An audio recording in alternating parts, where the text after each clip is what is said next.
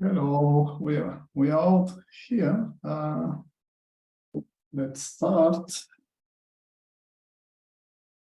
Hello to the TOC meeting on 25th of July. The agenda for today, we have review actions from last week. We'll get an update from the App Runtime Deployments Working Group. And we will review PRs, RFCs, and have look into our other business actions from last week. We had actually one last week to check on the final comment period for the RFC, which aims to integrate OpenTelemetry into CF deployment. I think we will have some discussions on that. That's why I will suggest to postpone it to the review of PRs part and continue with the update.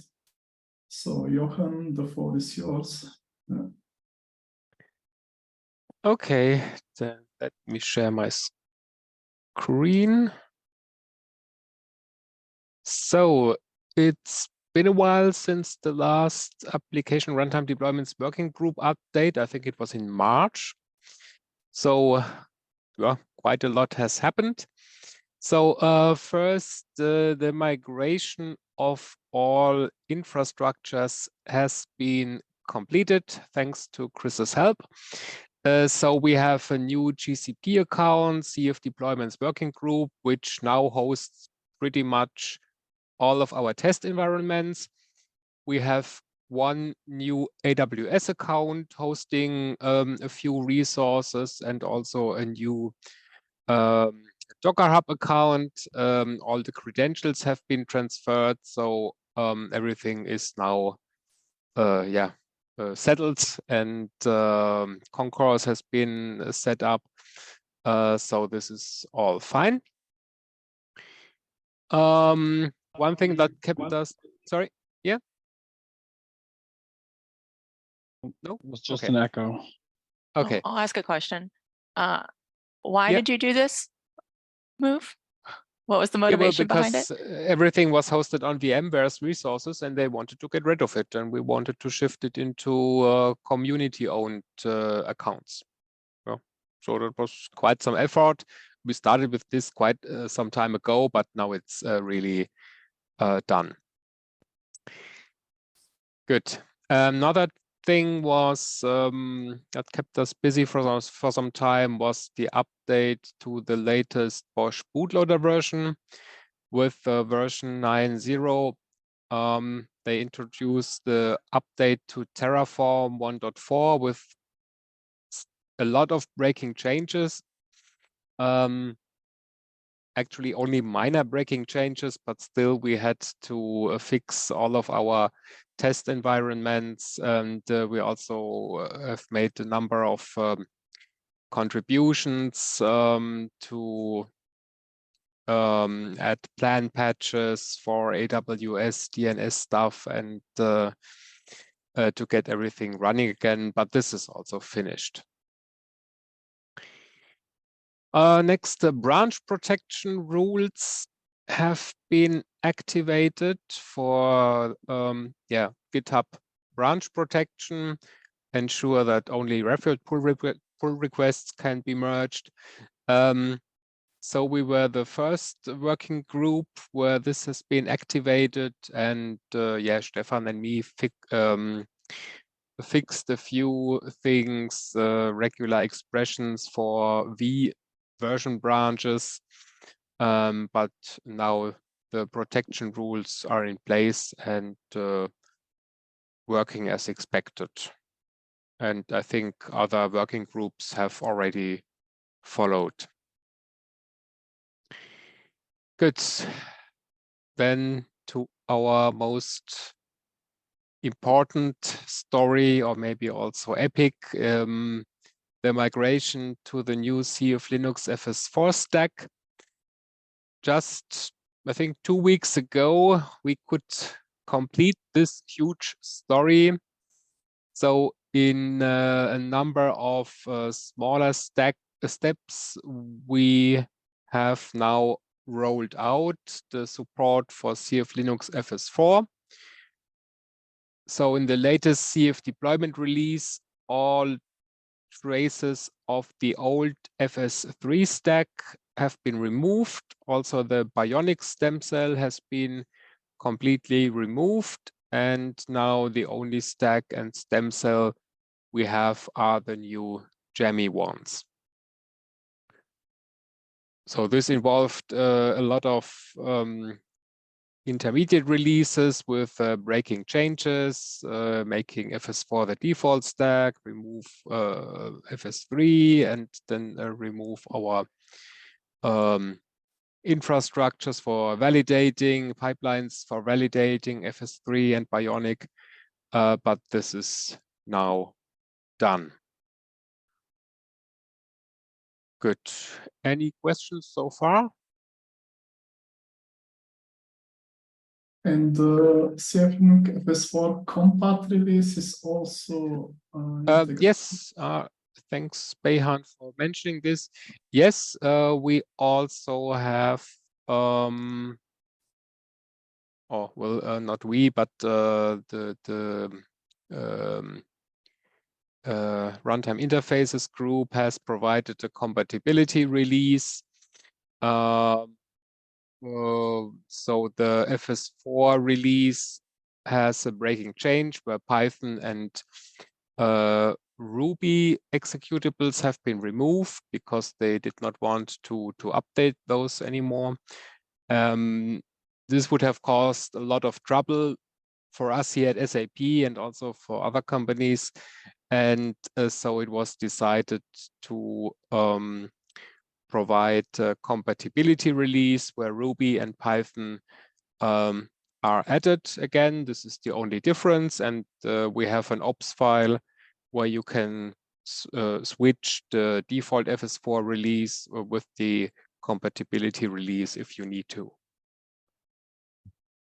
And as I understand, the compatibility release will be maintained for the full lifetime of FS4.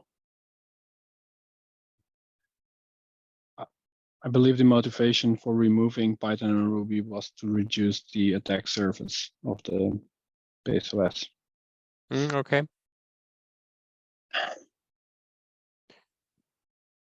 Yeah, good. So our next topics.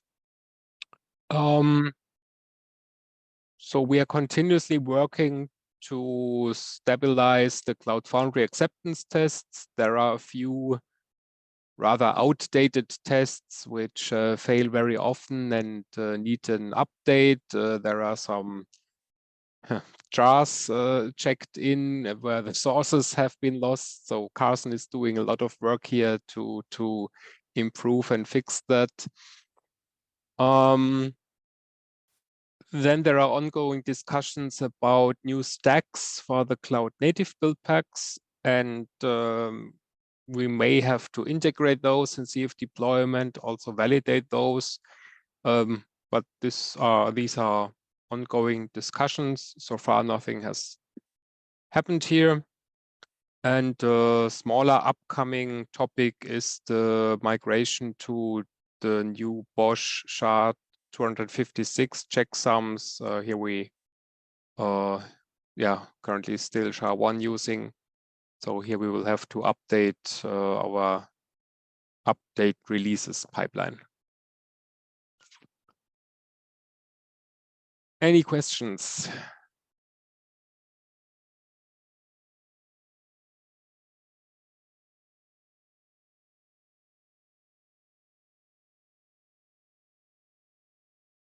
Okay, there's nothing.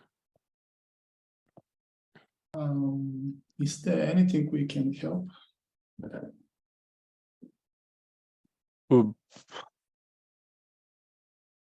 Well, this cloud native build pack stack topic I've delegated to Stephan and asked him if there is anything we should do, if we need a new validation for that or not.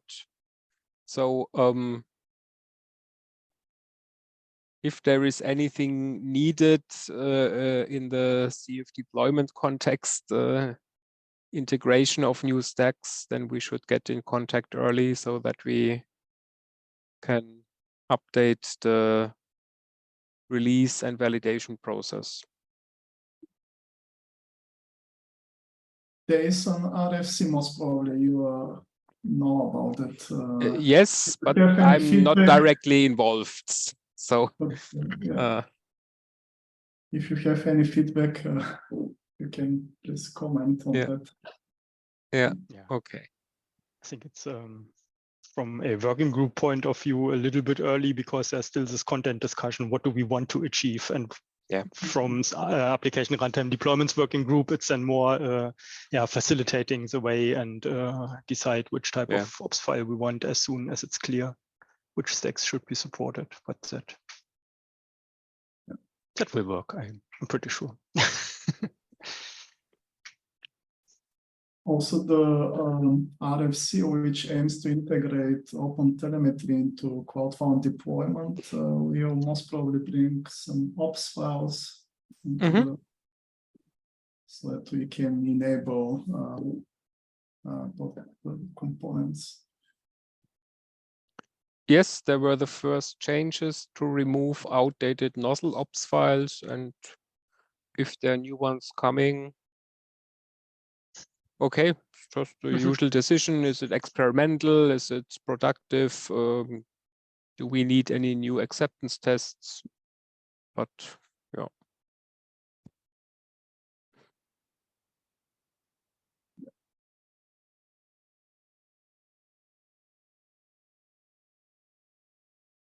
Okay, then we can continue with the PRs section, review PRs. So I found 3 PRs which needs our attention. I can paste them into the chat channel. So the first one is 643. Yeah, it's about archiving ResolveConf manager, which was needed at some point, but not yet, not anymore.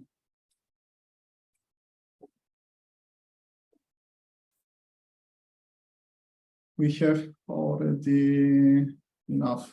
Quorum. We have enough approvals. I can just match.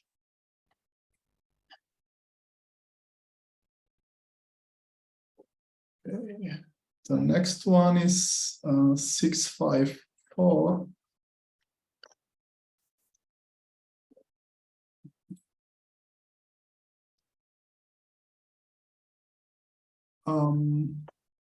Yeah, it's about App Runtime Platform repository, App Runtime Platform GitHub project.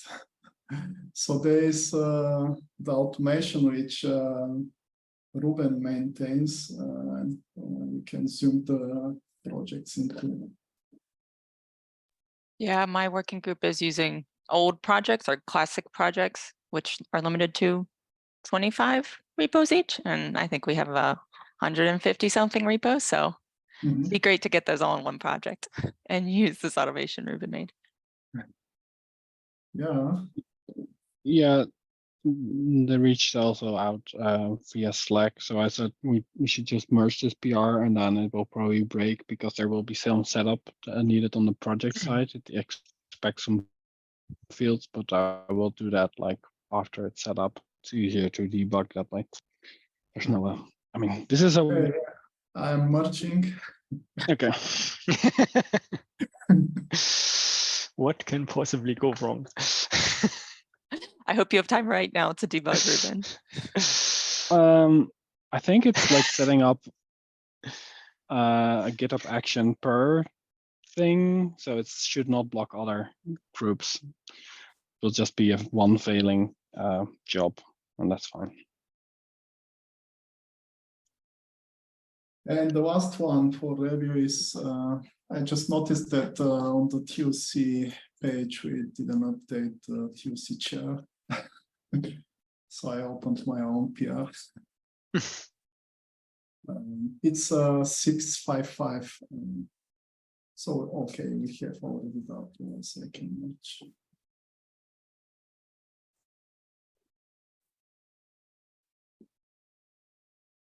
Okay, so I couldn't see any other PRs which need our attention at the moment. We have 2, 3 which are still not in review state.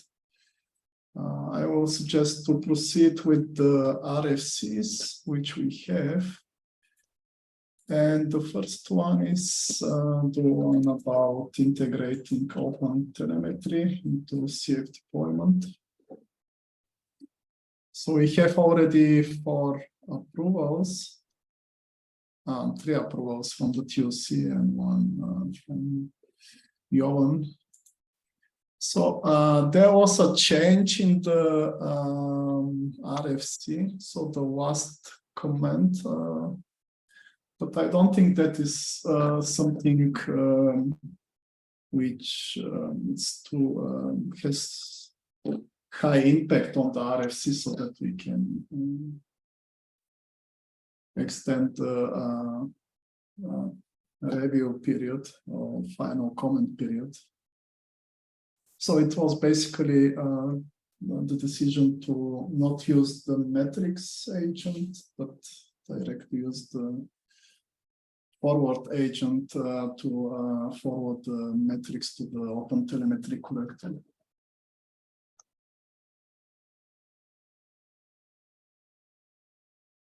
Also, Jochen likes this change, and yeah.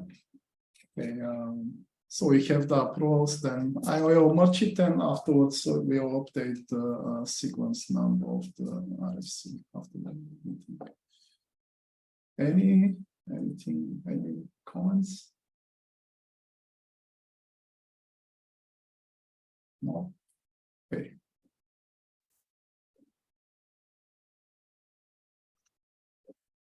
And the last one for discussion is the RFC about readiness health check. It's 630.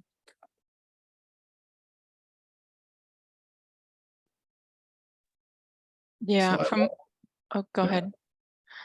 I was going to say, it looks like the biggest thing to me that's left is a little bit of discussion about implementation. And it looks like Max and Alexander want to do an implementation where you change the cert, which would, or make the cert invalid, which would kind of pull it out of the routing pool immediately, or like you would stop being able to connect to Envoy immediately is the idea, rather than waiting for the routing sync cycle, marking it, and then telling route emitter not to emit or to emit an unregistration event. So there's still a little bit of debate about implementation there. So usually the cycle is 30 seconds after, so that means not waiting 30 seconds, but just making that unreachable immediately. Yeah, unreachable immediately, but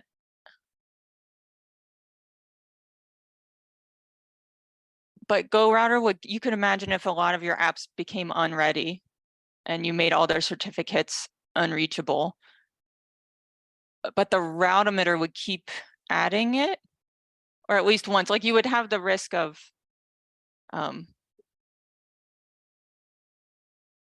like the Go Router hitting multiple apps and having to retry a bunch. Mm-hmm. I guess would be my worry. It's kind of like which trade-off between how fast do we want it propagated and adding latency possibly to the requests coming in.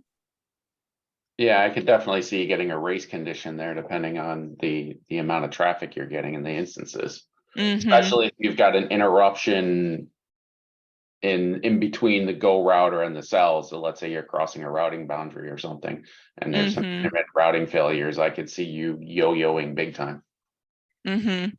Yeah, maybe there's a way that we can do both, like both send the unregistration message and the changing the cert. Because what I don't want is route emitter to keep emitting the route, and then the go router keeps trying bad apps. So yeah, but this is somehow, it looks a little bit beyond a health check. yeah.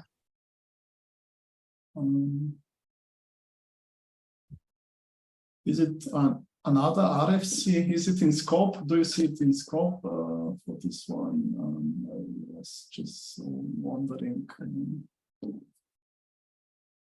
I think it could be in scope, either with the initial implementation, or say that it's V2 and it got added on later without an RFC. But if you are still looking into this, we can leave it. And yeah, I'll make sure to discuss with Maria. Yeah. I continue to appreciate everyone's deep thought in this area.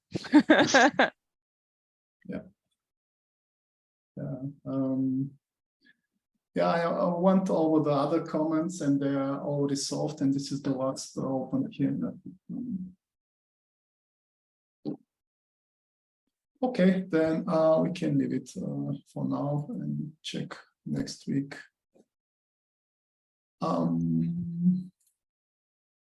So now we can proceed with other topics.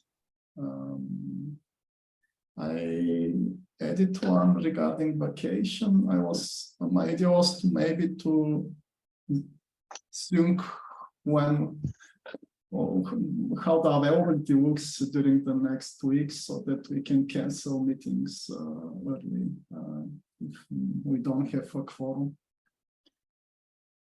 So I will be away second half of August, so I'm still here next week.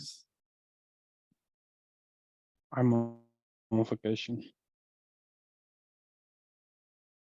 Just always, Ruben. Yeah. Yeah, do we have some kind of place we've been putting vacation time, or that you've been putting vacation time for the last TOC? Just ad hoc chatting. Yeah. Maybe we can put that in the meeting description. We have the TOC private channel. Maybe we can keep a note there. Yeah, I can take an action item to start something to gather it async.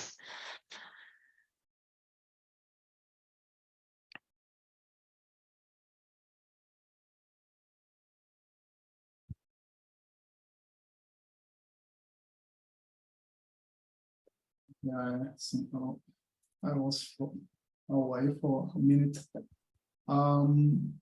So suggestion is to go over the private channel and sync there.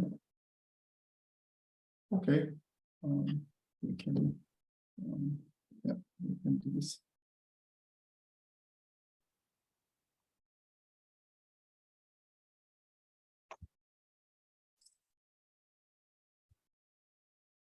Is there anything else to discuss? Is there anything else to discuss? Doesn't look so. I will ask the Kurifi working group, Kubernetes, co-founder on Kubernetes, for an update next week. And this is all. Then enjoy the day, evening, and see you. Thanks all. Thanks, everyone. See you. Bye-bye. See you. Bye-bye.